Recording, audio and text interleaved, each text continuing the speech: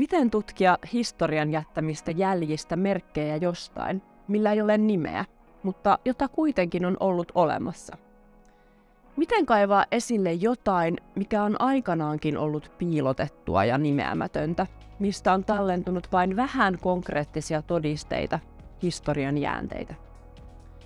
Tällaisten kysymysten äärelle historian tutkija päätyy tutkiessaan sateenkaarevaa historiaa. Erityisen haasteen tuo käsitteiden aikasidonnaisuus. Mitä voimme historian kätköistä edes etsiä, jos tiedämme, että identiteettinä homoseksuaalisuus tai transsukupuolisuus ovat ajassa muuttuvia ja käsitteinä varsin nuoria? Voimmeko ylipäätään tutkia renessanssiajan homoja, jos homoseksuaalisuus on käsitteenä keksitty 1800-luvun Saksassa? Oliko homo siis homo renessanssin aikaan, mutta nimitys oli vain toinen? Ja se mitä se silloin oli, niin oliko se sitä, mitä me nyt homolla käsitämme, vai jotain, mitä emme nykyajasta käsin ole vielä ymmärtäneet? Vai onko niin, että ei mitään oikeastaan voi olla olemassa muualla kuin kehoissa ja kiintymyksissä, ennen kuin se määritellään kielellisesti? Nämä ovat filosofisia kysymyksiä, joilla on keskeinen merkitys, kun tutkimme sateenkaarevaa menneisyyttä. Tutkimus sateenkaarihistoriasta alkoi seksuaalivallankumouksen yhteydessä 1960-luvun lopussa. Siihen aikaan tutkijat ajattelivat, että homous oli ihmisen pysyvä ominaispiirre, joka ilmeni samoin aina ja kaikkialla. Tällaista ajattelua kutsutaan essentialismiksi. Siispä esimerkiksi tutkittiin, millaista oli olla gay renessanssin aikaan, aivan kuin olla gay olisi jotain pysyvää ja ajasta riippumatonta.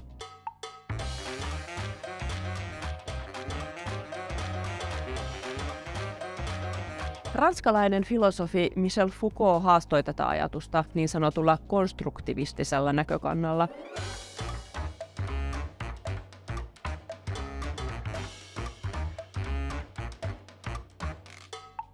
Ja hänen vanavedessään sateenkaarihistoriaa alettiin tutkia käsitysten rakentumisen ja muutosten historiana. Foucaultin näkemyksen mukaan homoseksuaali niin sanottuna tyyppinä syntyi 1870-luvulla, jolloin se sanana ja olemuksena määriteltiin. Sitä ennen käytetty käsite sodomia oli tarkoittanut pelkästään tekoja, mutta nyt homoseksuaalisuus oli sisäinen ominaisuus, jota pystyttiin tutkimaan, määrittämään, paljastamaan ja kontrolloimaan. Queer-tutkimus on vienyt Foucaultin esittämät kysymykset vielä pidemmälle. Se on pyrkinyt osoittamaan, ettei mitkään kategoriat tai ominaisuudet ole pysyviä, enemmän tai vähemmän tosia, vaan valtasuhteissa ja historian saatossa muuttuvia. Queer-tutkimus pyrkii myös kriittisesti purkamaan erilaisia valtarakennelmia, kuten heteronormatiivisuutta ja muita normeja, ja osoittamaan myös niiden historiallisuuden. Tällä hetkellä intersektionaalisuus tuo myös uuden näkökulman historian tarkasteluun ja vaatii tutkimaan, miten erilaiset vähemmistöasemat ja niiden risteymät ovat vaikuttaneet ihmisten asemaan ja kokemukseen yhteiskunnassa.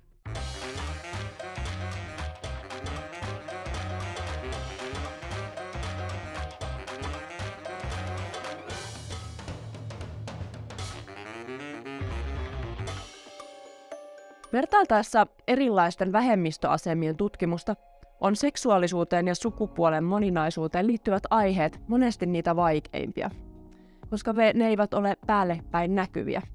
On ehkä helpompi tietää, keitä ovat rodullistetut ihmiset, alkuperäiskansat tai vammaiset ja sitten tarkastella näiden näkyvien ryhmien historiaa, mutta seksuaalisuus tai sukupuolikokemus taas ovat sellaisia sisäisiä prosesseja ja tuntemuksia, ja silloinkin kun ne näkyvät tekoina, niin ovat usein piilotettuja. Historioitsijan on tärkeää ymmärtää käsitteiden muuttavan merkitystään ajasta ja paikasta riippuen. Esimerkiksi homoseksuaalisuuskäsite on verrattain lyhyen olemassaolon aikansa muuttanut muotoaan monta kertaa. Tänäkin päivänä se määrittyy eri tavoin riippuen siitä, keneltä kysytään ja missä kysytään. Historioitsijan ensimmäinen ohjenuora onkin välttää niin sanottuja anakronismeja, eli sellaisten käsitysten ja käsitteiden siirtämistä johonkin historialliseen kontekstiin, jossa niitä ei ole sellaisenaan ollut olemassa.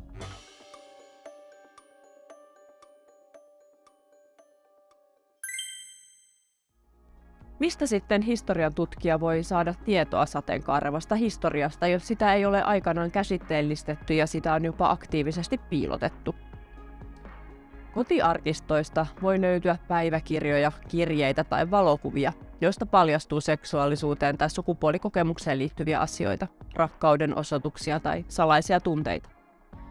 Nämä aineistot ovat kuitenkin hyvin harvinaisia, usein yläluokan tai merkkihenkilöiden elämästä säilyneitä lähteitä. Kun mietitään, että maassamme 150 vuotta sitten kirjoitustaito oli harvojen etuoikeus, ei tavallisen kansan seksuaalikäsityksistä tai kokemuksista ole voinut jäädä kirjallisia lähteitä. Myöhempinä aikoina häpeä on usein myös tuhonnut mahdolliset sateenkaarevat yksityisaineistot. Viimeistään perilliset ovat hävittäneet ja piilottaneet jäljet edesmenneiden omaistensa hairahduksista. Yhden avaimen sateenkaarevan historian tutkimukseen tarjoavat kontrollikoneiston tuottamat materiaalit. Seksuaalisuus on ollut monin tavoin kontrolloitua, joten normista poikkeavasta seksuaalisuudesta tai sukupuolisesta käytöksestä on syntynyt aineistoja esimerkiksi poliisin, lääkärin, oikeuslaitoksen tai vankeinhoidon koneistoissa. Nämä aineistot ovat kuitenkin monin tavoin vääristyneitä. Pöytäkirjoissa selvitetään rikosta tai sairautta, jolloin niissä keskitytään usein kuvaamaan yksittäisiä tekoja tai piirteitä. Oikeuden pöytäkirjoissa kuulusteltavien käyttämät sanat on usein muutettu lakikielelle. Mutta kuitenkin joskus on haastateltu myös silminnäkijöitä tai muita ulkopuolisia, joiden todistukset kertovat paljonkin ympäröivistä normeista ja seksuaalikäsityksistä. Joskus myös käy niin, että syytetty itse murtuu ja alkaa kertoa omasta seksuaalihistoriastaan. Ja siten tulee historian tutkijallekin paljastaneeksi paljon siitä sisäisestä maailmasta, jonka varaan identiteettiä on jossain ajassa ja asemassa voinut rakentaa. Kontrollikoneiston lähteet ovat kuin madonreikiä menneisiin todellisuuksiin, ja tärkeää onkin, miten hyvin historioitsija tuntee tutkittavan kontekstin ja minkälaisia kysymyksiä hän osaa aineistolle esittää. Niin sanotulla muistitietoaineistolla on voitu kerätä tietoa aikaisemmin vaiennetuista asioista ja kokemuksista. Ihmisten muistitiedon varassa ei kuitenkaan päästä kovin kauaksi menneisyyteen, ja mitä lähemmäksi nykyhetkeä tulemme, niin sitä enemmän ja monipuolisemmin meillä on muitakin lähteitä käytettävissä. Aikaisemmin kerätyissä muistitietoaineistoissa on kuitenkin saatu tallennettua tosi tärkeää tietoa esimerkiksi nykytermein transsukupuolisten ihmisten elämästä tai kyläyhteisöjen tunnetuista miehimyksistä. Muistitietoaineistoon tulee kuitenkin suhtautua tietyllä varauksella, sillä muisti muokkautuu ajassa. Tieteelliset julkaisut, lainsäädäntö ja siihen liittyvä keskustelu tai uskonnolliset ja siveyteen liittyvät kirjoitukset, erilaiset aikakausi- ja sanomalehtikirjoittelut antavat tutkijalle näkökulmia kyseisen ajan arvomaailmoihin ja käsityksiin liittyen myös seksuaalisuuteen ja sukupuoleen.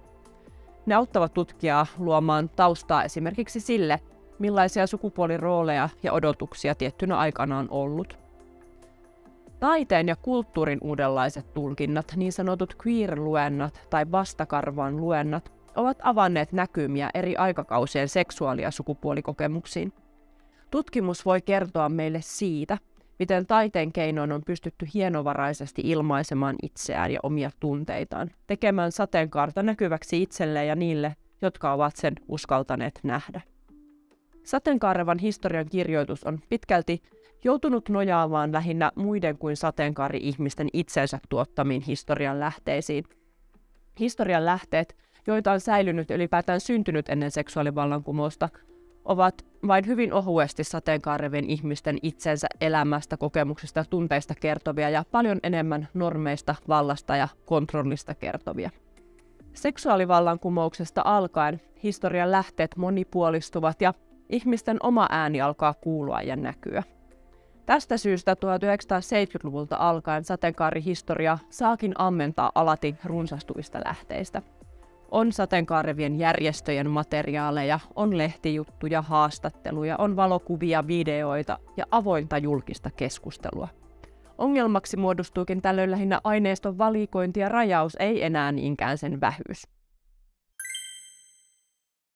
Vaikka sateenkaarevan historian tutkimus on monesti vaikeaa, se on kuitenkin todella tärkeää.